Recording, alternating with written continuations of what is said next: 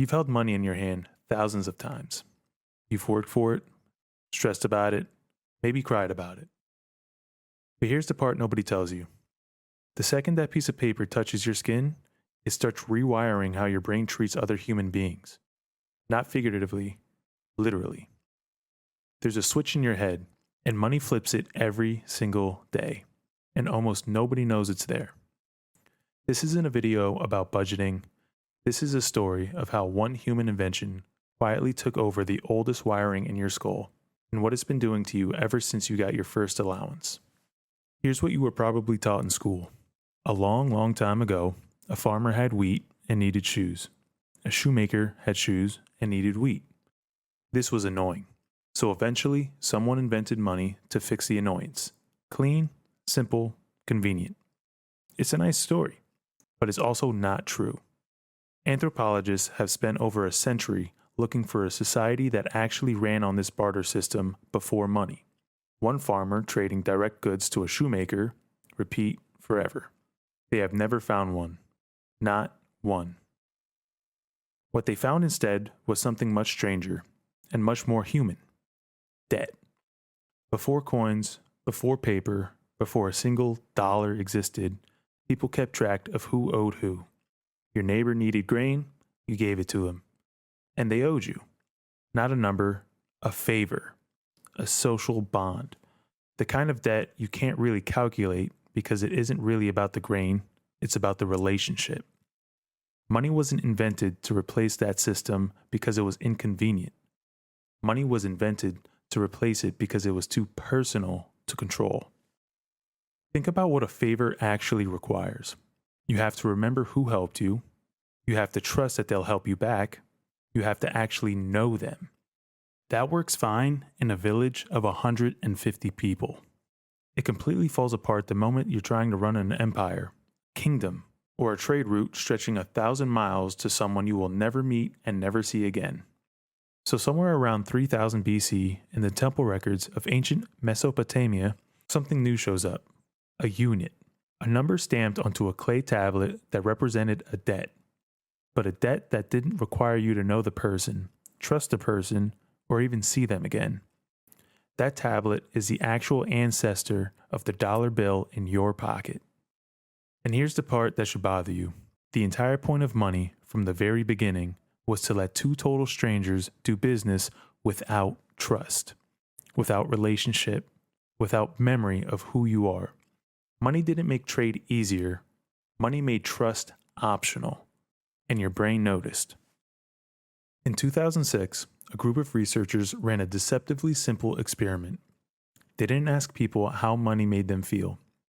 They just had people sit in a room and either think about money, handle real cash, or do neither. Then watch what happened next.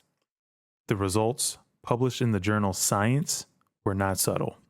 People who simply been reminded of money, not giving any, just reminded, became less likely to help a stranger who dropped their pencils, less likely to donate to someone in need, less likely to sit close to another person in the room.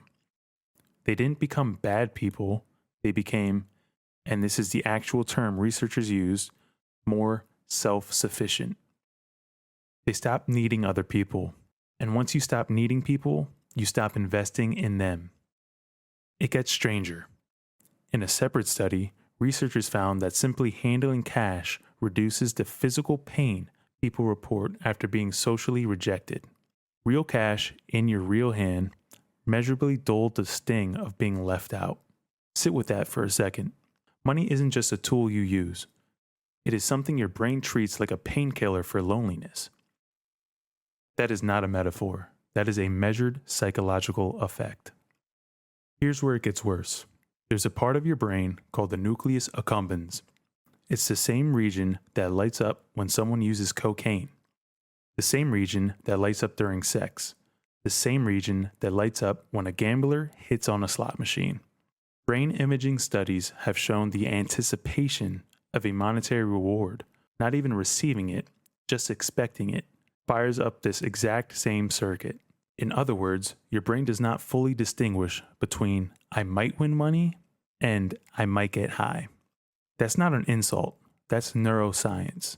Money hijacked a reward system that evolution built for food, for safety, for bonding with other humans, and money slid right into that circuit like it had always belonged there.